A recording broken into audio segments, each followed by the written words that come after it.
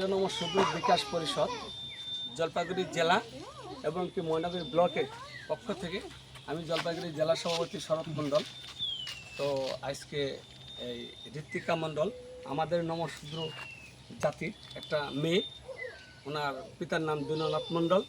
আমরা খুব গর্বিত যে আমাদের একটা স্বজাতি বলিউডে চান্স পেয়েছে এবং কি টলিউডে চান্স পেয়েছে এবং নায়িকা হয়েছে। আমরা খুব গর্বিত। এই হিসাবে আমরা বলতে চাই যে আমাদের স্বজাতির আরও অনেক ছেলে মেয়ে বা তারা যেন এরকম হইতে পারে।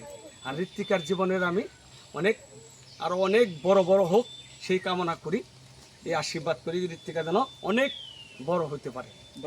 পাশাপাশি একজন গ্রামের মেয়ে, প্রত্যন্ত গ্রামের মেয়ে টলিউডের মতো জায়গায় গিয়ে সিনেমায় অভিনয় করছে, বিষয়টিকে কিভাবে দেখছেন? বিষয়টি সেটা কত আনন্দের যে সেটা ভাষায় প্রকাশ করা যাচ্ছে না আর কি। সেই হিসেবেই আমরা আমাদের পক্ষ থেকে আজকে এই সম্বর্ধনা জানাই, সেই আনন্দেই এই আর কি।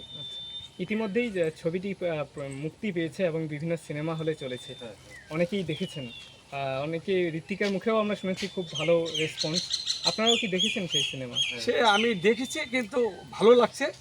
সত্যি আরও ভালো করুক, ভালো তো শেষ নেই, আরও ভালো যেন করে। আচ্ছা আচ্ছা, আরেকবার আপনার পরিচয়। আমি অল ইন্ডিয়া নমঃশূদ্র বিকাশ পরিষদ জলপাইগুড়ি জেলা প্রেসিডেন্ট শরৎ মণ্ডল। আমাদের ব্লক থেকে ব্লক থেকে একটু মধুসর মল্লিক বলবে। আমরা ময়নাগুড়ি ব্লকের নীলপুর গ্রামে একটা সাধারণ মেয়ে বা সাধারণ ঘরে